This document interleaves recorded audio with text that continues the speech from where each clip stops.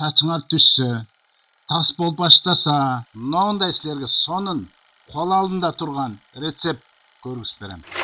Жана дагы мен силерге бир башка өзүнчө биз илгери пайдаланган экинчи рецептти айтып берем. Бул оңоюраак десек болот. Кол алдында дагы никотиновый кислота дегенди көрдүңөр. Союз убагынан бери биз окугандан бери эң сонун бул никотиновый кислота витамин ПП же витамин В1 деп коет. Мындай кылып ачып туруп эле, мынакей. Могул өзү агат. Ошону алып салып туруп эле башыңарга мындай кылып түбүнө шубап чыкса дагы 2-3 капсуланы колдонсо болот, ампуланы.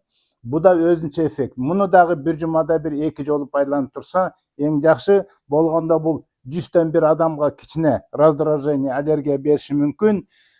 Эң негизги мен эмнени айтайын дедим. Булардын кандай составында витамини бар экенин айтпай элебин. Чач эмне үчүн түшөт? Анткени мындай тирүү жагы, кан тамырдан кан барбайт. Фолликула деп коет. Мына өзү бул тирүү жагы ушул. Бул жак өлүк жак, чач. Ошон үчүн чач өзү ушул жакка витаминдер, жакшы нерсе бербей, кислород кирбей, ошон үчүн тас болот, же чач түшөт, же какач болот, же оору болот. Негизи чачтын түшүүсүндө эреже бар. Баары эле чачтар түшүп атса, жаман болуптур дебегиле. Жок, мындай кармаганда колуңарга бир 30 чач түшсө, бул чач түштү деп аталат. Же болбосо бир суткада 30тан эми бүгүн 100 деп атыптыр, 30 туурак чач түшөт. Бул натуралдык, чыныкы биздин эреже. Чач түшүп жаңырып турат.